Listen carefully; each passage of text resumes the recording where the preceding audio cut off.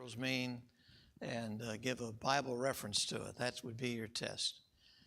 How well do you know prophecy? Since I'm not doing prophecy, I'm going to do something else that I talked with Pastor about. Heading towards, we're going to do this book, evidently, Avoiding Confusion. In today's world, how do you avoid just coming apart? And one is, what's your cornerstone of living? What do you go to? And in the midst of all the things that are happening, I think this will be good. Why do people become killers? This is a news article on a school shooting. Why does some guy decide to get a gun and kill as many children as he can and teachers? I don't know if you've read much news, but with the latest school shooting, somebody said, "Where was God?" And guess what? You guys wanted God out of the school, so why would you even ask the question? God was there. He knew what was going to happen. Number two, we say good guys with guns are the only ones that will stop evil guys with guns. And they said, what happened? Well, the good guys with guns did stop the evil guy with a gun. Imagine if he knew, the shooter knew, that there was no security and there would be no police coming. He barricaded himself in a room, and yes, there were children still in there that he shot, but they exchanged gunfire through a door in the beginning. So he knew that the police were out there with weapons. But imagine if there were no police and no weapons.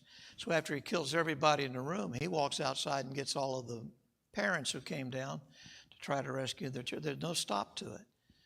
And one of the things politicians or whoever has got to have to deal with is, I don't care what kind of laws you pass, evil wickedness is going to happen because Satan is alive and real, and there are people who will do these things no matter what their situation. In fact, several of the school shooters do not appear anywhere on anybody's radar. They just suddenly have done something that everybody's kind of shocked with.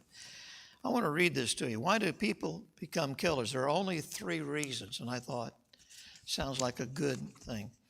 By the way, this was a school shooting in May the 27th in 2018 in Texas. 2018 in Texas. Following the most recent school mass shootings, this time in Santa Fe, Texas, where 10 students and teachers were killed and 10 were wounded Friday, family members, friends, and investigators find themselves searching for elusive answers. By the way, not too big in the news, not only did he kill, 21 people, he wounded 17. There was a lot of that, too. Why did this happen? How do you make sense of such a senseless tragedy? Your organization is unique, but there's one thing all facilities share: the fines you can get if you're not in compliance with local, regional, and national regulations. Texas Governor Greg Abbott pointed out that unlike recent mass shootings, there were not these types of warning signs. The red flag warnings were either non-existent or very imperceptible. The accused shooter's parents said the media reports of the shooting seemed incompatible with the boy they loved. The 17-year-old boy's best friend said he was one of the most responsible people I knew.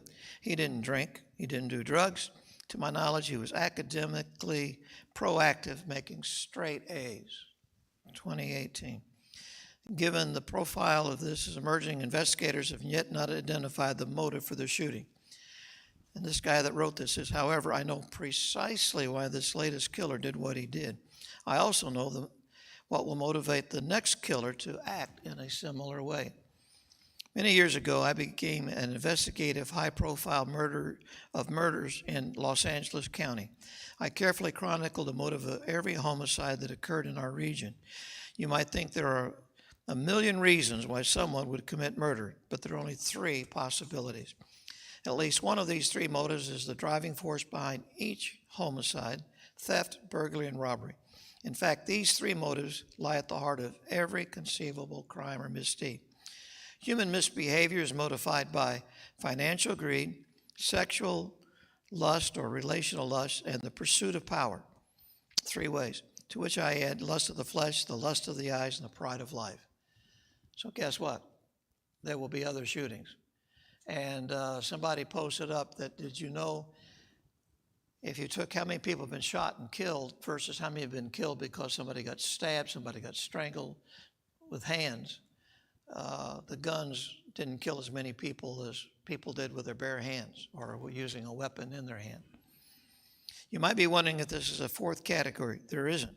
What about jealousy? What about anger? Ask yourself the question, what is causing the jealousy or anger? There are only three answers to these questions, and now you know them. The notorious gang MS-13 inadvertently confirmed these three motives when leaders chose the motto for their criminal organizations: kill, steal, rape, control. All murders, kill, are motivated by financial greed, steal, sexual lust, rape, or the pursuit of power, control. Sometimes only one of these motives is the driving force behind a crime. Sometimes two or more are involved. And the latest school shooting is a good example. While there doesn't appear to be any financial motive, the killer does appear to have been driven by the other two motivations I've described. In the news, his mother of the latest school shooting said he was bullied at school, but they've interviewed students who said he was the bully, that he sought out to bully other people. He was known for doing that. And then he gives more about this particular shooting in Texas. But the three motives for shooting in schools still exist, still there. I don't care what gun control laws you pass. I don't care how restrictive you get. That's still going to happen because you can still get guns. And I was reading recently, people have been watching on a YouTube blog as they go through the world. Leaving from South Africa, they're now, well, they actually, where we eat lunch once a week sometimes in the Caribbean, where the Pirates of the Caribbean was filmed, is only 1.5 miles from our house. They anchored out, and a guy anchored with them to kind of be their own security guards with each other. He got robbed, they didn't, in the night, and somebody had what was called a pipe gun. And in case you're not familiar with that, you know, you can make an unregistered gun in America. You can order parts, no serial numbers, nobody can trace it, and you can put a gun together, and it'll work. Whatever you want, AR-15, a handgun, that's possible. A pipe gun. What? The lower receiver, they will not ship. They will not ship every part. Oh, okay. There is a limit. They will ship most, but not all. No. Okay, but if you use different sources. It will be registered. But this guy that was robbed said he woke up with somebody with his hands on his throat, and the other guy was carrying a pipe gun. You can make a gun out of pipe. When I was a kid, they made them out of antennas off of cars. So if you want to make a gun, you can make a gun. It may not be the best in the world, but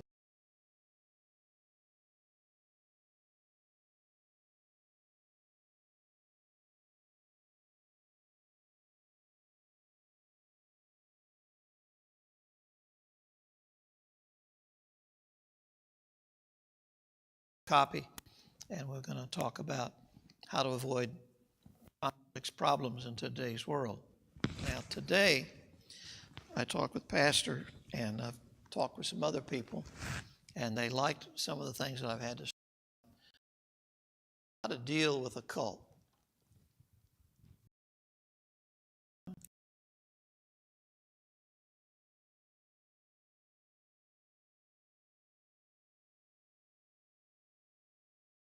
Y'all had one knock on your door?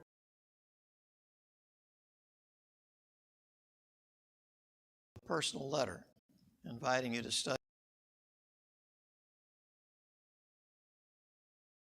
but also on the islands, both islands. So we've had contact with them.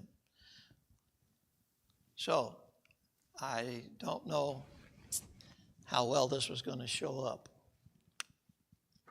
If you can read that,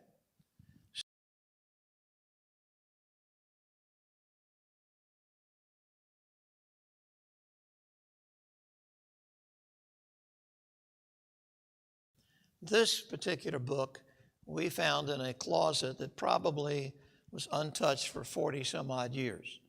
And I put it aside, and one day I just happened to start reading through it. I don't know how much you know about Jehovah's Witnesses or cults. One thing about a cult, no matter who they are, they always have who is wrong. They have a different Jesus than the Bible. That's one of the things that will define them as a cult. The other one was heaven, and they have a different way to get there. All right. Now, again, I don't know how much you can really tell, but on the left side is a diagram of a pyramid. Now, just so you know, after you start reading through the book, you need to know the diagram of the Great Pyramid, because that would help you understand your Bible better. Now, we're talking Jehovah's Witnesses in 1908. Okay? Now, in today's world, if you talk to Jehovah's Witnesses, they don't like the fact that this book is available. After I got that one out and read it, I ordered one on eBay for $2. So you can go looking for it if you really want one. And it's got printed on it by the Watchtower and Tract Society. It's right on it. So they can't say that's not ours. It is theirs. But if you ever talk to Jehovah's Witness, they have said that Christ was going to come 1913 or 1914. And they said that was spiritual, that was not a physical prophecy, because the test of a prophet is to be 100% correct. And if they prophesied Jesus was going to come in 1913, set up his millennial kingdom, then they're wrong. They don't want to admit that they're wrong. So this was a spiritual thing. But here's a book. Again, see the diagram? Where it ends at the bottom is 1913. And it says millennial kingdom at the very bottom. So in other words, we're living supposedly in the millennial kingdom that Christ set up. And the fact is that's not spiritual, that's much physical. And in fact, there's another diagram of the same thing basically. And if you read the book, you'll have different places where I've underlined.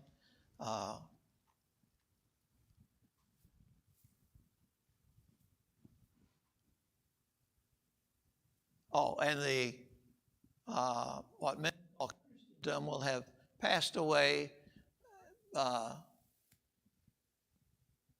as already shown from prophecy by 1914. In other words, only the Jehovah's Witnesses would be still on this earth. You and me and every other religion but them would be gone by 1913. That's what this book is teaching in 1908. What am I getting at? They're false witnesses. And when you confront them with a book like that, it's awful hard for them to say, well, we're the only ones correct. No, you're absolutely wrong, because you failed the test of a good prophet. You failed totally.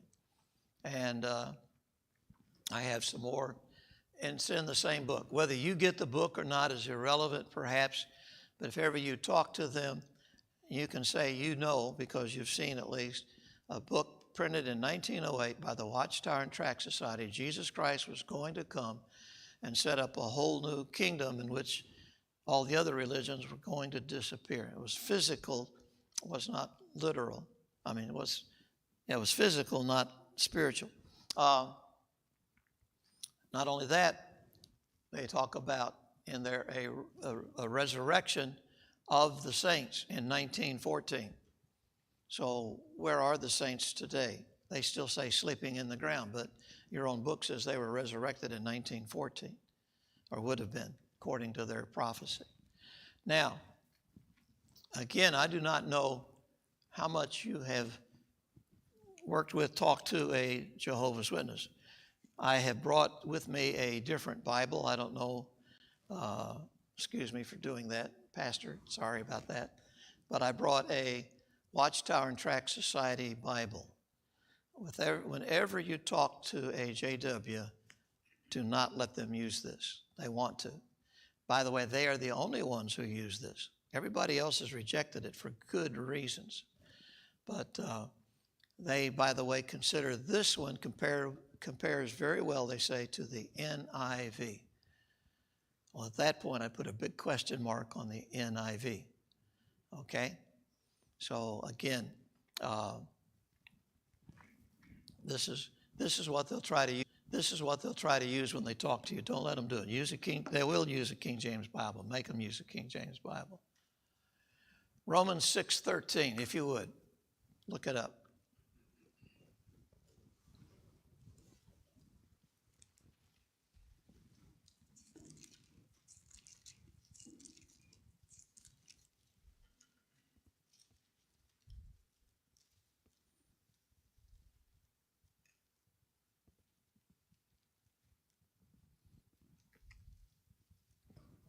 Got the right one?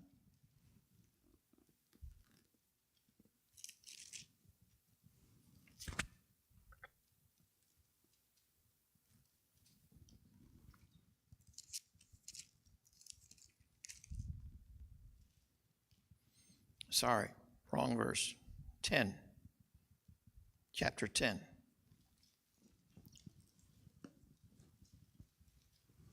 Romans 10:13. Somebody want to read?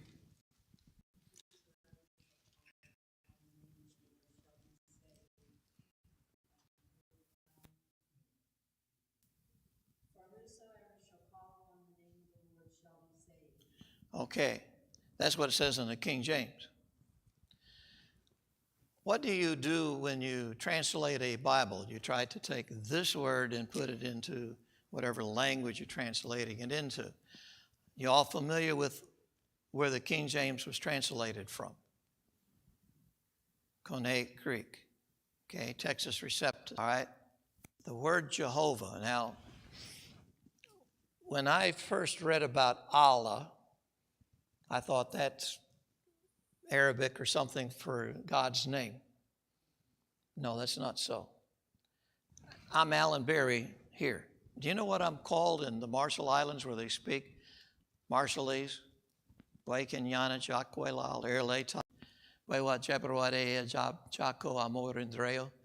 I speak like that, what do they call me? Alan Berry. Or Pastor Berry, maybe. And what happens when you take one name to another language is generally you keep the name many, many times. Their translation says, instead of who shall call the name of the Lord, L-O-R-D, they use the word Jehovah. So the question then becomes, where did they get that word from? This is supposedly a translation. Now, when the King James Bible was translated, we had about 5,000 manuscripts. 5,000 parts of a Bible. Maybe when I say a manuscript, I don't mean they had 5,000 complete New Testaments. They didn't even, some of them didn't have complete books. They had sections of books or paragraphs out of a book. We had 5,000 like that, okay? Since 1611, we now have 25,000 manuscripts. The Dead Sea Scrolls, 1949. And I remember reading, some of the critics were saying, we're going to prove the Bible is an error. And they found a book of Isaiah. They found that it's one of the oldest things, period, that they've ever found. They know that because of the parchment that it's on. They know that because the ink that was used and the style and so on. They also know it because in the Hebrew, they did not use any vowels until Babylonian captivity. They're afraid they would lose their language in captivity, so that's when they added vowels to the Hebrew language. So with the Dead Sea Scrolls, they had the book of Isaiah, no vowels, and it was dated way back. And so we're going to prove it's wrong. The Masoretic text is what we call the Old Testament text from which we did the Old Testament, and Jews still use the Masoretic text in their synagogues today. So here's the book of Isaiah, and they unrolled this thing, and it took them well over a year to do it. And the last thing I read on it said, word perfect. No changes. It's exactly as the Masoretic text gave it. So we have 25,000 texts. Question is, which one of those texts have the word Jehovah in it? There are two issues that are in today's translations. One is majority rules, and the other one is oldest is best. Okay, we go with majority rules. You got 100 versions of a particular section, let's say, and they say the same thing. And then you have an older manuscript, you think, and it says something slightly different. Which do you go with? If you're majority rules, you'll stay with 99. If you say oldest is best, you go with the older one. Now, the guys who did the older is best found their manuscripts in a place where the garbage was found. They had a limit to that. Now, that's an interesting scenario because according to tradition, according to anything I've ever read, people who copied the Bible were very, very careful in what they did. They were human Xerox machines, if you would. They did it in columns as they unrolled it in a manuscript. They would count all of the words in a column, forward and then backward, till they knew how many. They would do their copy and count the words. If there was a mismatch, how do you find the error? And what are you going to do? Well, they were perfectionists that did this kind of thing, ADHD or whatever, and they actually would throw the old manuscript away and start over. Imagine being in chapter 66 of the book of Isaiah and make a mistake. You threw it away and started all over again. Now, as soon as you hear that, you say oldest is best, and these people are finding their manuscripts in the garbage pile. You ought to be questioning, was that a good copy that they did? Because it's in the garbage pile probably for a reason. So at any rate, those are the two main things. So in Romans, despite it saying 10:13, for everyone that calls on the name of Jehovah will be saved. That's the New World Translation. Where did the word Jehovah come from out of 25,000 manuscripts? Oh, I've seen the book. We have some differences in our manuscripts over the years, seriously. And so just real quick, don't turn me off. Listen to this very carefully. They've categorized them. They put them in a book. They know what, they have these all numbered or named or whatever, each one of these manuscripts. And the differences between that they've found, oldest is best even versus majority rules, is only 1%. It's only 1%. I've seen a book that makes that kind of a comparison. And out of the 1%, you have to realize they counted it if the word order was different. Instead of blessing and praising God, it was praising and blessing God. They would count that as an error, 1%. They also had spelling errors.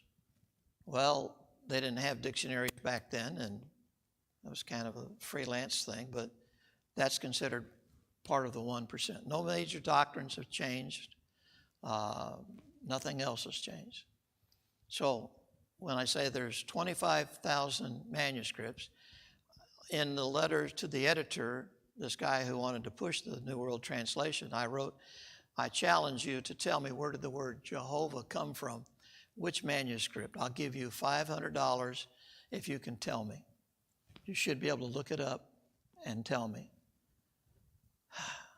Still waiting. Still waiting.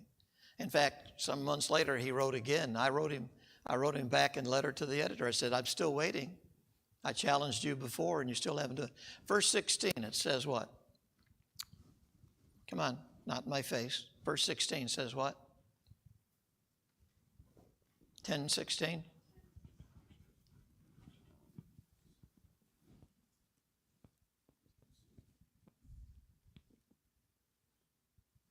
Somebody please read.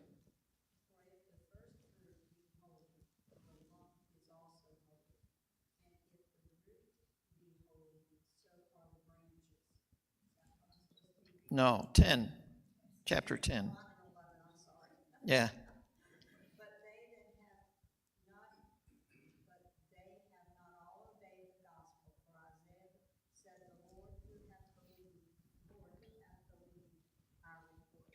There it is again. They have in the New World Translation the word Jehovah.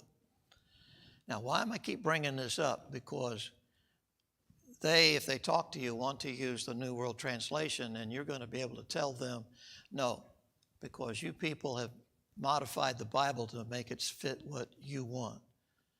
Now,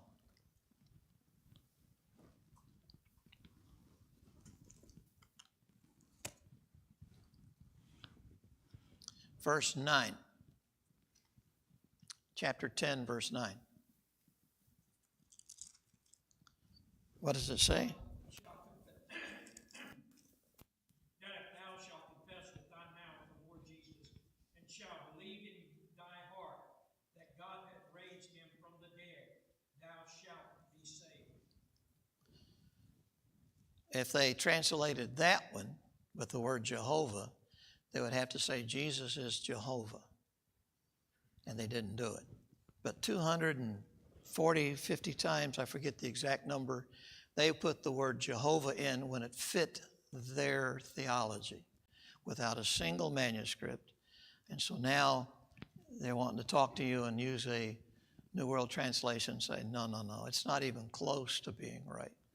I have got a lot of other places where I know that they have changed what we have to something else. Okay, John 1:1. John 1:1. As I said, a cult, Jehovah's Witness, Mormons, Seventh-day, whatever cult it is. We have a cult down there called Spiritual Baptist in St. Vincent.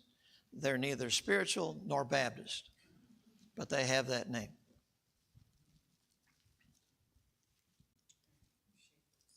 But a cult always gets it wrong about who is Jesus Christ.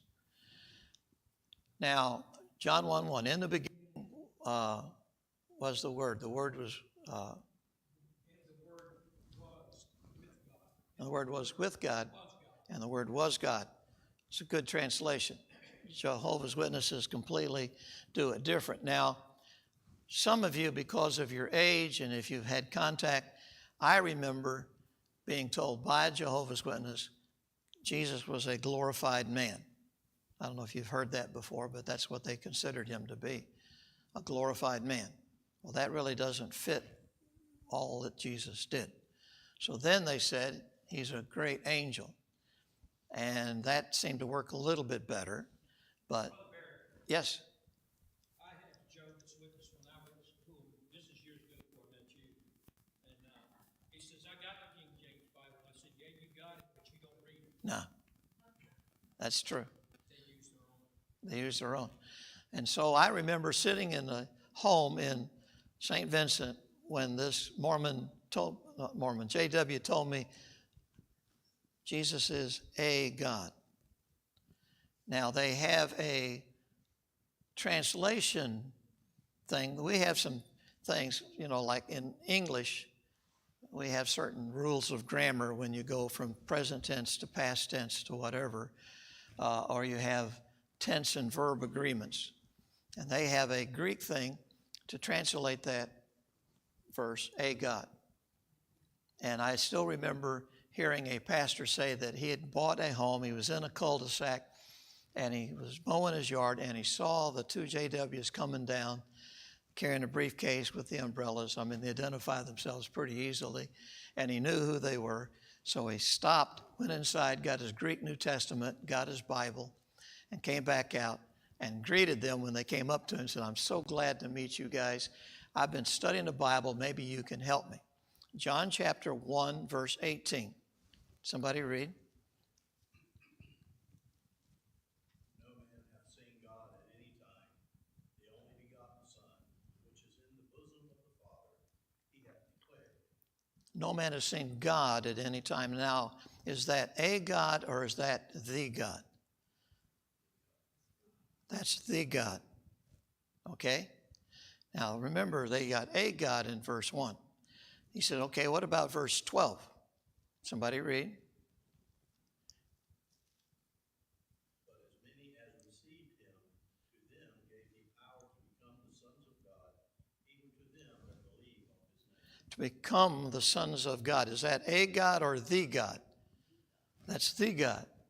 He said, what about verse 6?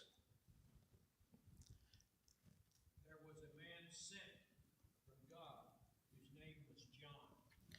Sent from God. Is that a God or the God? That's the God. See what he's done? He said, what about verse 1? Is that a God or the God? And see, they want to say it's a God, but he gave them 3 times in the same chapter where they did not follow their own translation rule that they talk about. And the lady said, I bet you're a Trinitarian. He said, that's interesting you would bring that word up. You know that word's not found in the Bible. And when we use the word Trinitarian, that's exactly what they'll say to you. That's not a biblical word. And he said, that's amazing. You'd say that. It's not found in the Bible. She said, I think this discussion is done. And they turned and walked away. Because Trinitarian. Why do we use the word Trinity? Do you know? What? Okay. How do you describe God found in the Bible? A couple of Wednesday nights ago, I went through a lot of verses that there is only one God. In the book of Isaiah, over and over and over again, one God. And there's New Testament references to one God. In the book of James, it says, thou believest there is one God. If there was ever time to correct it, that would have been it. And it says, thou doest well. We should believe that there's one God. But then what do you do when you see God the Father, God the Son, God the Holy Spirit? So the people back, 300 years AD or so, said, we're going to make that a Trinity. That's not 3 equal, it's not personalities, that's 3 people who make up the Godhead. And yes, they coined the phrase, but they defined it because there seemed to be no other English. Triunity doesn't fit. I and my Father are one. Well, they could be one in purpose, but the way Jesus said it, they understood. He claimed to be God.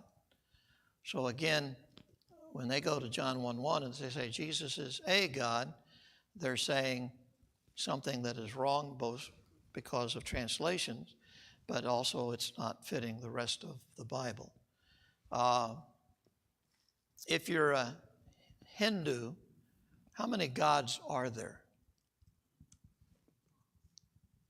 Do you realize in today's world, there are only 3 religions that talk about one God? Muslims, Jews, Christians. And by the way, Allah, the name of the Muslim God, doesn't exist. He's a made-up character. And if you do any reading in a Quran, you would find that out. In fact, even in the Quran, I just happened to say, wait a minute, many, I lost track of the times. Many times they would say that Allah, we gave da-da-da-da to so-and-so. And I'm like, we? No. If Allah is singular, I gave. So even in the Quran, they've got that problem. So that only still leaves Christians and Jews with one God. So if you're going to have Jesus is a God, is a Jehovah's Witness like Hindu? There's many gods. He's just another God. Because that's exactly what's going to happen here if you really think about it. Jesus is just a God. He is not the God.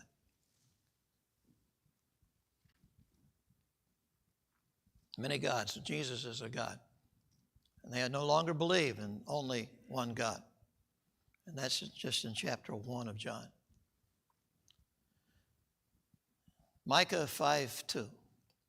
But thou, Bethlehem Ephratah, though thou be little among the thousands of Judah, yet out of thee shall he come forth unto me that is to be ruler in Israel, whose goings forth have been from of old, from what?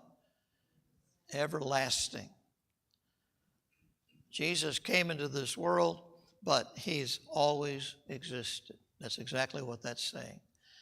By the way, the New World Translation doesn't say that, because that would admit that Jesus wasn't created. They think that God the Father, well, not the Father, the God, Jehovah, created Jesus, and then Jesus created the worlds. This verse says he's always been. That's exactly who he is. And by the way, how important is this? Remember when the wise men came? Where is he that's born King of the Jews? They said, well, that's where he's going to be born, Bethlehem. They knew the scriptures. This was telling them before he was born, that's where he is going to be born. So that's a good verse to use with defining who is Jesus Christ. Yes, he came and he was born here on this earth, but he's always been from everlasting. Now, I don't know if you ever tried to really wrap your mind around that. From everlasting. How do you talk about everlasting in the past? Before there was any solar system, before there were any planets, before there was any suns or stars. Everlasting, okay, but then what? We're stuck in a time zone of some kind. Okay, is that any more questions? Because I'm going to try to confine myself to 2 sessions. I'm going to go to the Mormons. Any questions? How else to deal with a Jehovah's Witness? But you deal with them about who Jesus is, and you use a King James Bible doing it. Okay, Mormons. And again, I've had them knock on my door in America and in the Marshall Islands and St. Vincent both. In fact, in America, it was interesting because there was a time in my life I got out of the Coast Guard and ran a bicycle shop. And the Mormons would come to my bicycle shop to buy a bicycle. So I would encounter them that way. And it was interesting listening to a Mormon talk about the cults of the Jehovah's Witness and what verses they use. And I'm like, okay, this is interesting. In fact, when I read some of the JW stuff, I use those verses against the Mormons. And when I read Mormon stuff, I use those verses against the JWs because they're opposites. Because the Mormons believe as man is, God was. As God is, man shall become. And you can become a God. You will get to build your own universe, become the savior to it, and so on. I don't know. I've got a lot to go through. I'm trying to, do I really want to go all that direction? One time in St. Vincent, they set up a display right in front of the post office. I was waiting for my wife across the street, and I decided I could see when she comes anyway. I'm going to go over there and take a look at their display. And they had pictures of Joseph Smith receiving the tablets of gold. And I said, that's the strongest guy in the world. He's stronger than Samson. They said, huh? I said, well, look at that. Here's Angel Moroni. That's moron with an I on the end of it. Handing these tablets to Joseph Smith. He's got his arms outstretched. And I said, those tablets would be well over 400 pounds, and he's holding it out in front of him. He's not lifting it like weightlifting. He's got to be strong to do that. And they said, oh, okay. And I said, where's the Meadow Mountain Massacre? They said, what are you talking about? I said, you don't know your own history. He said, no, I don't know what you're talking about. I said, you should have pictures of the Meadow Mountain Massacre because that is part of your history of your church. There was a wagon train who was going through Utah, and they were attacked, quote, by Indians. They were attacked by Mormons dressed like Indians. And so when they got into the battle, they kind of defended themselves, but they were outnumbered. And so the Mormons showed up and said, we can get you out of here safely if you give us your weapons. They gave up their weapons, and as they went out, the Mormons, which were the Indians and also the others, killed over 110 people. The most people killed in any terrorist act in America until 9/11.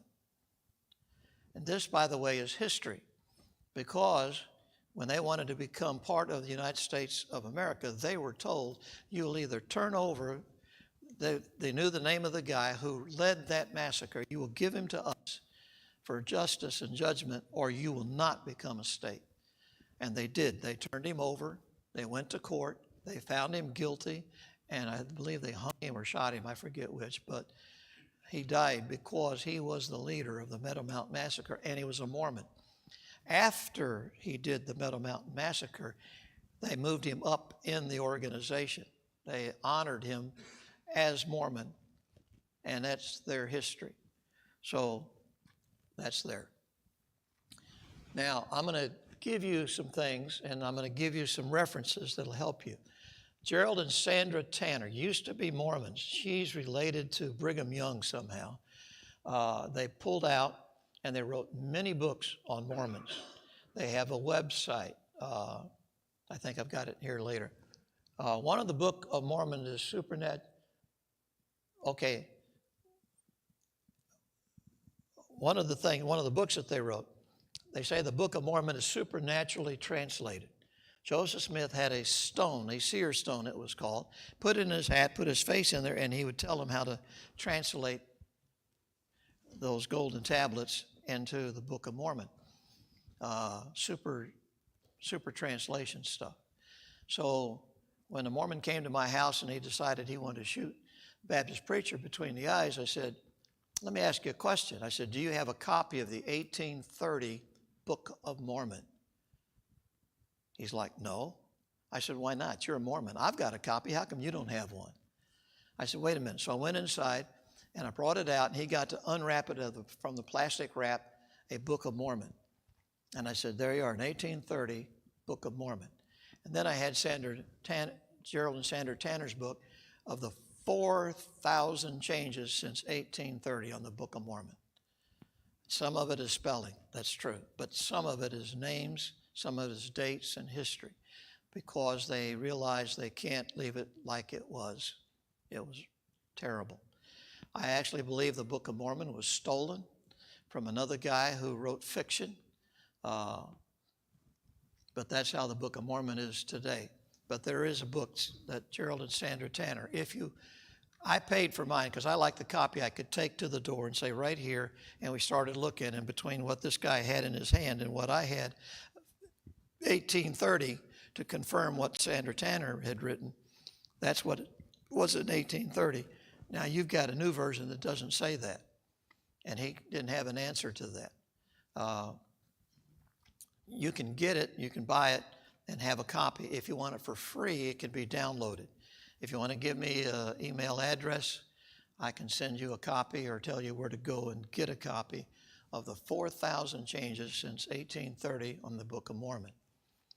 And the theology has changed in it and everything. I liked it because I could take it to the door. Okay, there is a tract not done by the Tanners. 100 questions to ask your bishop. And I was looking for that last night. I have the tract. I don't know if it's in print. I've seen it or parts of it on the internet. And I like it because it pits the Book of Mormon against their Doctrines and Covenant, which is another book, and against Pearl of Great Price, which is a third book that the Mormons use. I kind of remember sometimes when I tell things, but if I've told us before, that's okay.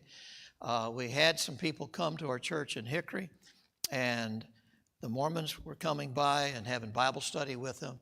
And so they asked somebody in the church to come and be there when the Mormons came. He said, I want to hear you side by side. And he asked me to come. So I got to come, and I'm sitting there when the Mormons showed up. They would not come in the house until the man of the house said, come on in, I want to hear you. So when they sat down, as soon as we started, I said, before we really get started, I said, I want to ask you, tell these couple about your underwear. They said, what? I said, tell them about your underwear. They said, we don't know what you're talking about. I said, yeah, you do. I said, if they become Mormons like you, faithful, they're going to wear the same underwear you've got.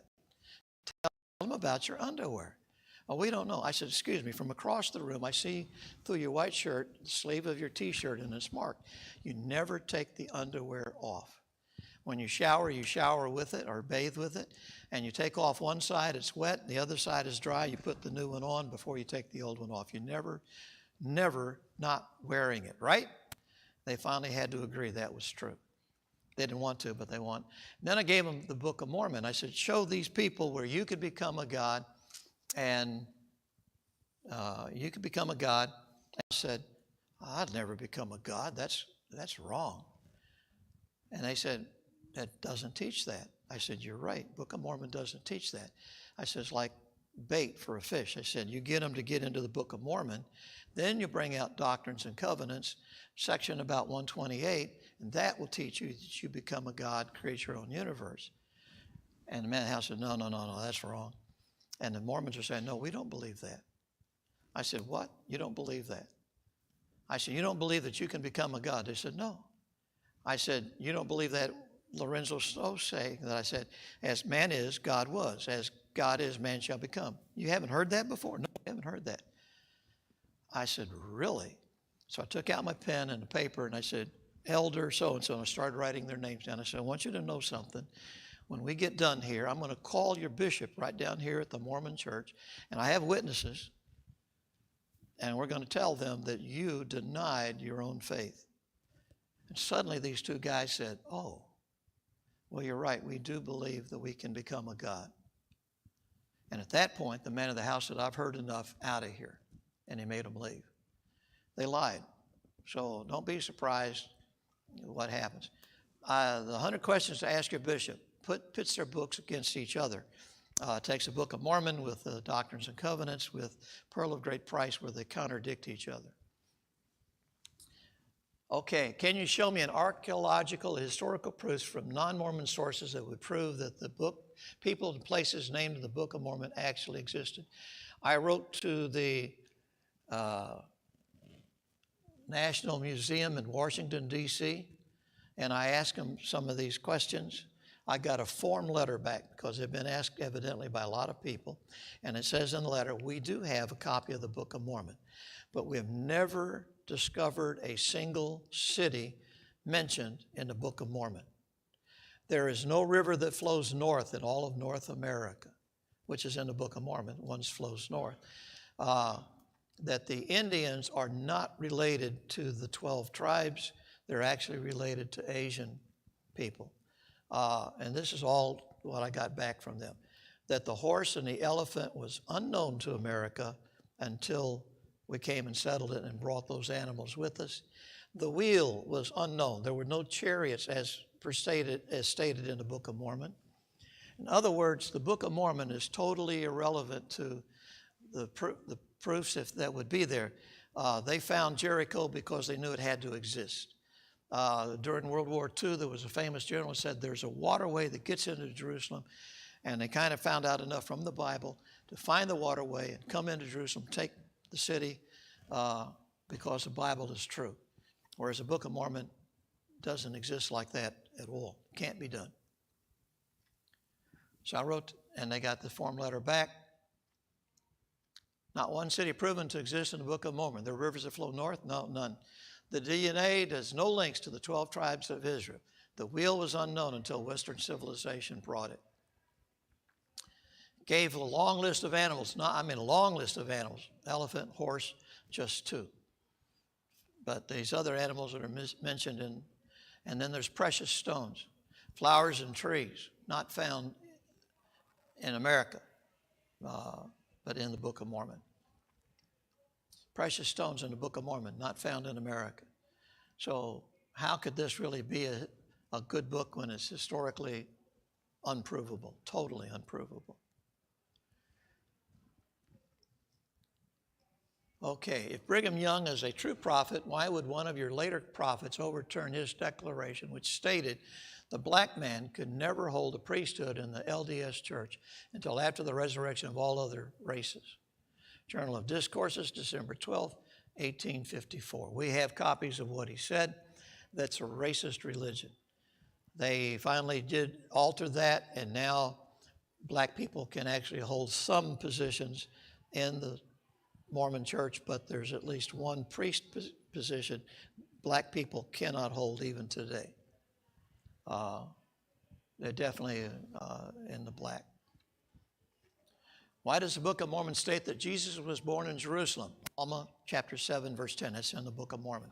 When history and the Bible state he was born in Bethlehem, Matthew 2 and verse 1. And again, I like these kind of 100 questions to ask your bishop. I'm still looking for is it on the internet, but I have a copy, physical copy, and I've seen most of the questions show up on the internet. Why did Joseph Smith condone polygamy as an ordinance from God? Doctrines and Covenants, section 132, when the Book of Mormon had already condemned the practice in the Book of Jacob, 1 verse 15 and 2 verse 24. I actually got 2 Mormon missionaries. I had one read the passage out of Doctrines and Covenants. I had another one read the one out of Book of Jacob, and I got them to argue with each other because they contradict each other. Okay, next week we'll see what